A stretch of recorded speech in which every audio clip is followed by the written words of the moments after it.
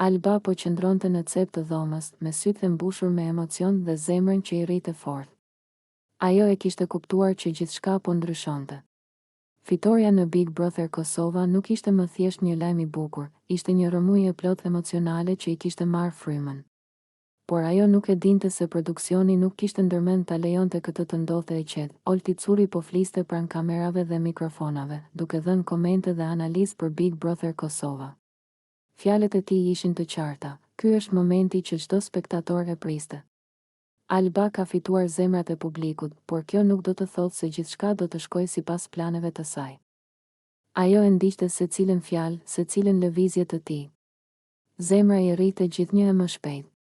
Dukej sikur çdo gjest i Oltit Curit po i tregonte një të vërtetë që produksioni donte ta mbante fshehur. Nuk ishte ajo që do të vendoste për fituesin. Pak më vonë, situata shpërtheu. Limi hyri në skenë me një siguri të panevojshme dhe një qëllim të qartë, të tërhiqte vëmendjen dhe të ndante emocionet e Albës. Ai nuk u kujdes për ndjenja, çdo lëvizje e tij ishte strategji.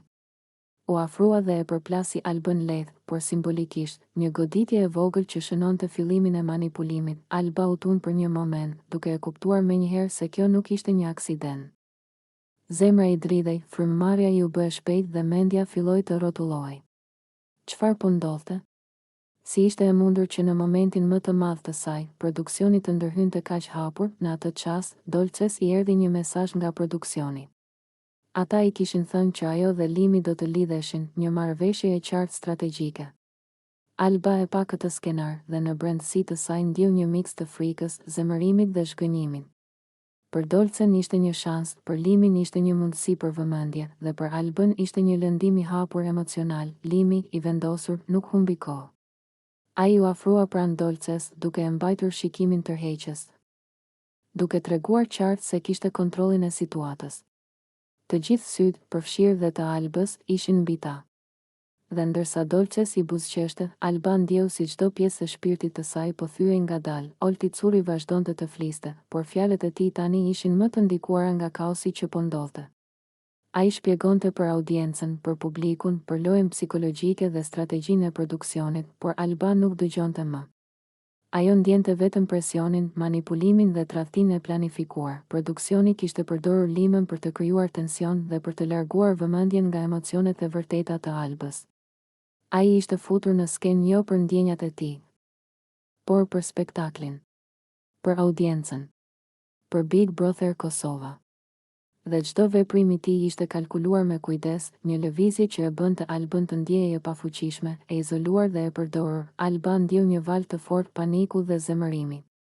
Ajo u përpoq të rriste zërin, të thoshte diçka, por fjalët ngecën në fyt.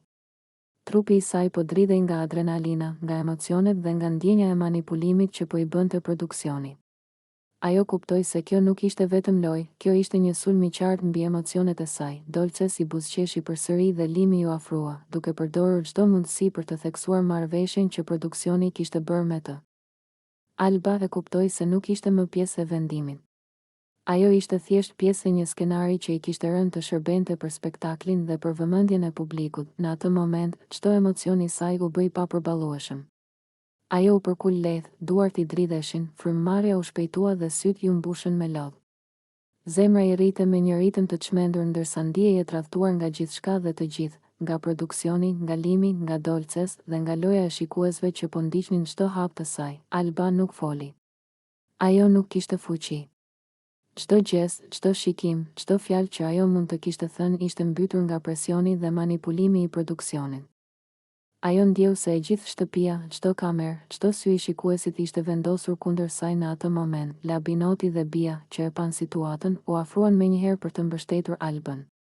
Ata e shoqëruan jashtë skenës, duke u përpjekur të ruanin qetësinë e saj. Alba nuk e kuptonte ende se sa e thellë ishte manipulimi që produksioni kishte përdorur. Dhe ndërsa e çonin drejt një hapësire më të qetë, ajo kuptoi diçka. Big Brother Kosova nuk është thjesht lojë, është një strategji psikologjike ku emocionet e tua përdoren për spektaklin, jo për ty.